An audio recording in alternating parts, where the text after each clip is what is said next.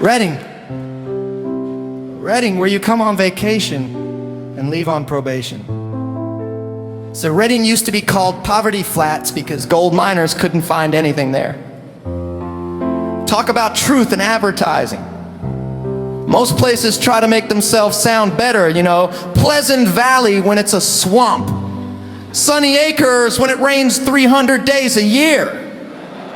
But these guys were like, nope, we're broke, we're flat, we're calling it Poverty Flats. I respect the honesty.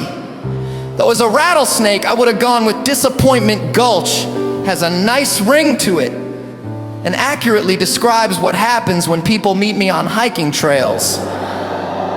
So I'm sliding into downtown Reading, and this homeless guy who smelled like a trailside bathroom death pit. I mean, this dude had more hair than the neighborhood possum. He looks at me like I'm dinner.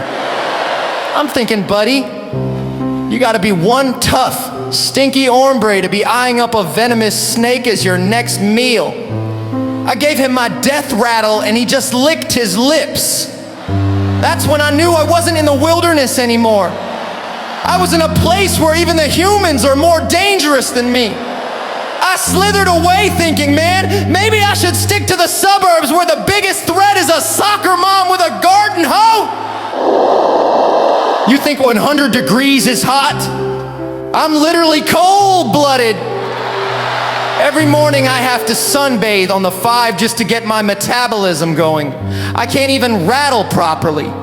Just sounds like maracas with arthritis. But by 9 a.m., I'm like, holy crap, gotta move before I'm burnt bacon on asphalt. They spent $23.5 million on the Sundial Bridge. And it only works 4 hours a day, 4 hours. That's like 6 million per hour of actual function, and get this, it's only accurate once a year on the summer solstice. So basically, Reading built a $23.5 million bridge. That's right about as often as CNN, except the broken clock was free and tells time twice a day. The bridge deck gets so hot it burns dogs' paws. People say it's like walking on a hot stove. Well, as a cold-blooded reptile, I thought, finally, a warm spot. Nope, even I can't handle it. I slithered onto that thing for 2 seconds, and now I've got racing stripes on my belly. It's the only place in Northern California where I'm the one screaming, ice water! Ice water.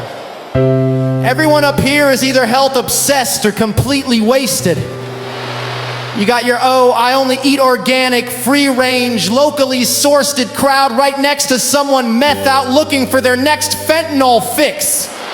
Meanwhile, I'm slithering between them thinking, is this gopher gluten-free or did he dip into your stash too?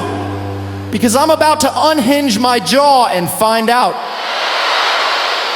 Humans are so weird about personal space, I give them a clear warning. Rattle, rattle, which in snake language is basically, hey buddy, back the fuck up! But they either try to shoot me or take a selfie. There's no middle ground with you people. Living near Reading, everyone thinks they're a gun connoisseur. This one's got great recoil with hints of auto burst capabilities.